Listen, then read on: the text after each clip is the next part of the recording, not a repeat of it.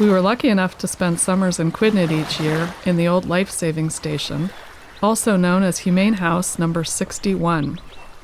In the 19th century, treacherous shoals and inclement weather led to over 700 shipwrecks around Nantucket, which became known as the Graveyard of the Atlantic.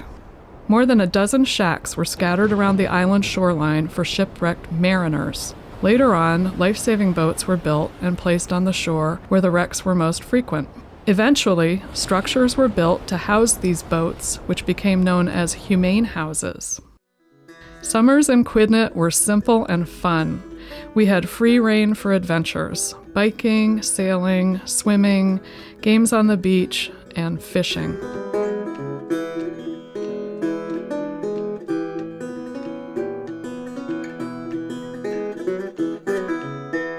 This is me. We caught a lot of bluefish, and ugh, the next day, my mother would make something called bluna fish, which none of us liked.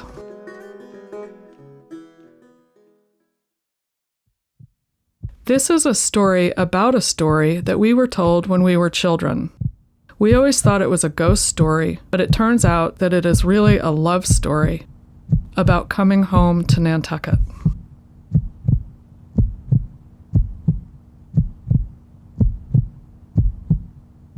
The story of Dr. Winslow's heart would usually be told to us while we were gathered around the fire on a dark and stormy night.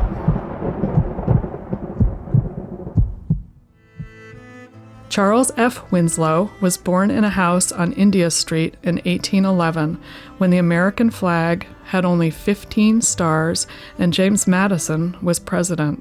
When he died, the flag had 38 stars and Ulysses S. Grant was president. In 1811, there were 6,807 people living on Nantucket. The Nantucket Enquirer was first published in 1821. The Great Fire wiped out most of town in 1846. In 1855, Dorcas Honorable, the last Native American Indian, died. And, of course, Nantucket was the whaling capital of the world. Dr. Winslow had a natural curiosity about the world. He was trained by his loving mother, Phoebe Winslow, in such a manner that he quickly outdistanced every other pupil in the Nantucket School. In 1834, he graduated from Harvard Medical School. He became a doctor, a lawyer, and an advanced student of astronomy and the nature of the universe.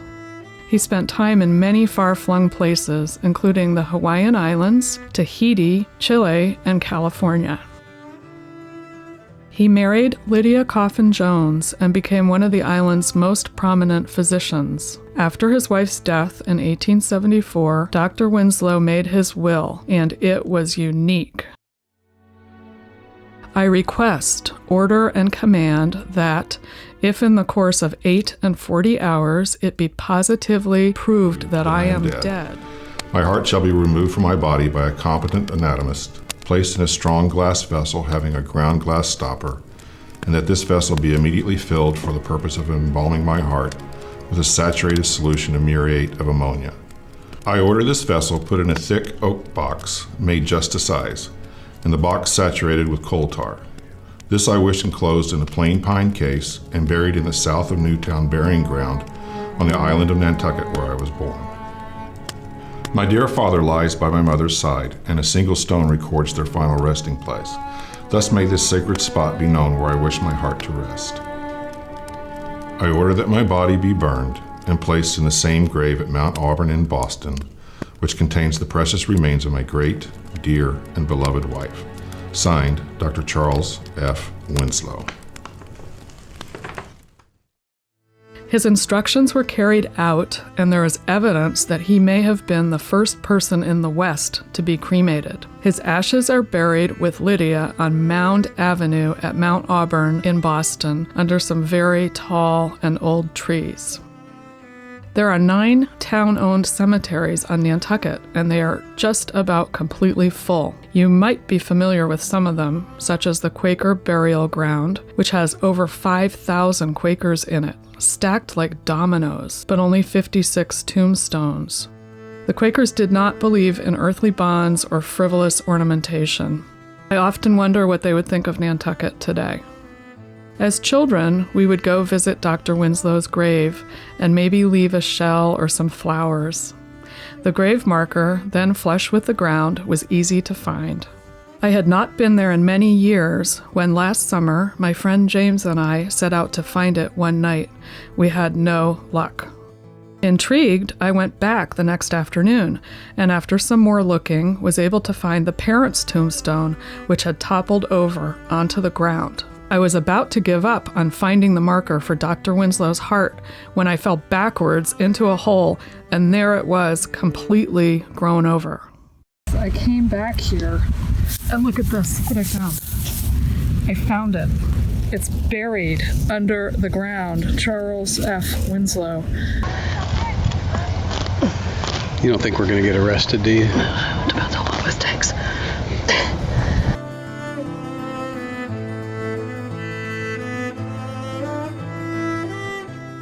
The reason we know that the story is true is that Edward Rowe Snow, a student of New England maritime history, researched and wrote about it. In the 1940s, he came to the island to verify the story. Most of the islanders he asked had never heard of Dr. Winslow's heart, but enough had that he was able to investigate further. He obtained permission to have the caretaker of the Newtown Cemetery use an iron prod to poke around the ground at the foot of the parents' grave, and, not too far down, he hit a hard object that was the size of a small box. They dug it up and opened it, and inside was a smaller box holding the glass vessel with Dr. Winslow's heart, exactly as he had so long ago instructed. In an autumn issue of the Enquirer and Mirror in 1947, there was a small article about the mystery that read, Dr. Winslow died on 1877, in Salt Lake City, and had sent his heart across the country to be buried at his native Nantucket. An anonymous Nantucket resident admitted that he buried the heart at midnight one autumn night in 1878. With that admission, the case has been marked closed. You know how when someone dies, we're told, but you'll always have the memories? Well, that's true, but only for a generation or two. After that, we have only the stories, and the stories must be told in order for them to stay alive and not to completely disappear. Stars shining bright above you. Night breezes seem to whisper, I love you. Birds singing in the sycamore tree. Dream a little dream of me. Say nighty-night and kiss me. Just hold me tight and tell me you miss me. While I'm alone and blue as can be, dream a little dream of me. Stars fading, but I linger on, dear, still craving your kiss. I'm longing to linger till dawn, dear, just saying this. Sweet dreams till sunbeams find you.